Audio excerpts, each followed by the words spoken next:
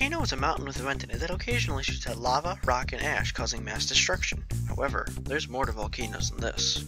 Now before I get into the exciting world of volcanoes, I should probably explain a few things about volcanoes so things make sense later on. First of all, there are different types of eruptions, which depends on the viscosity or consistency of the magma that erupts from said volcano. The eruption can be quiet, which is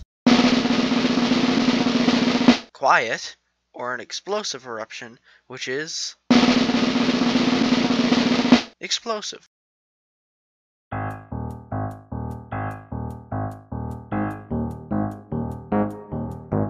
There are actually three types of volcanoes: cinder cone volcanoes, shield volcanoes, and composite cone volcanoes. The most common type of volcano is the cinder cone volcano. Cinder cone volcanoes have very steep cone-like slopes. There's a real plot twist: the cone volcanoes are shaped like cones, and have eruptions where the magma shoots straight up into the air. These volcanoes are formed from explosive eruptions. An example of a cinder cone volcano is hold on, I got this. Paracutin? Can you say this? Paracutin? Okay. Paracutin, which is located in Mexico and erupted from 1943 to 1952. This is actually the first time scientists were able to witness the full life cycle of a volcano. The second type of volcanoes are shield volcanoes. A shield volcano has a broad base with sides that gently slope up. They are formed from quiet eruptions. When shield volcanoes erupt, layers of hot, mafic lava flow out of the volcano's vent, harden, and slowly build up to form the cone. An example of a shield volcano is the Hawaiian Islands.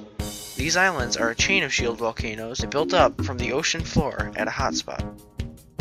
The third and final type of volcano is the composite volcano. Composite volcanoes are made of alternating layers of hardened lava flows and pyroclastic materials. These volcanoes often develop to form large volcanic mountains. During a quiet eruption, lava flows over the sides of the cone. However, when an explosive eruption finally occurs, large amounts of pyroclastic materials are deposited around the vent. Then, this is yet again followed by another quiet eruption. An example of a composite volcano is Mount St. Helens. This famous mountain is widely known for its 1980 eruption, which was one of the deadliest volcanic eruptions in recent history. Of all the volcanoes on Earth, 75% are in what is called the Pacific Ring of Fire, which goes along the Pacific Ocean.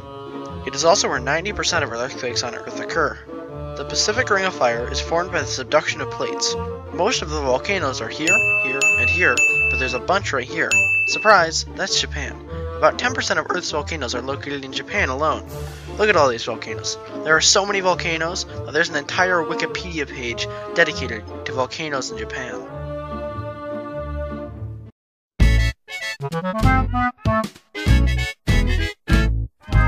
Volcanic eruptions are extremely dangerous and can cost the lives of thousands as well as thousands of dollars. Thankfully, there are now ways to predict volcanic eruptions. One way volcanologists predict volcanic eruptions is by looking for earthquake activity around the volcano in order to determine if the volcano might erupt soon. Since a volcano is just a mountain with a vent in it that occasionally shoots out lava, rock, and ash, causing mass destruction. Activity in the Earth is a fairly reliable way to determine if a volcanic eruption is on the verge of happening.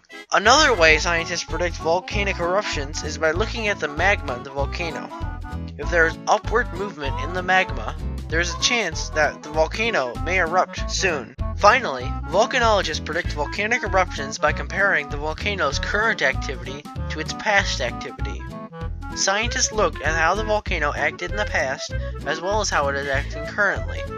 If the scientists notice that the current activity is different from the regular activity in the past, it may be a sign that the volcano is going to erupt soon. So that's everything you need to know about volcanoes.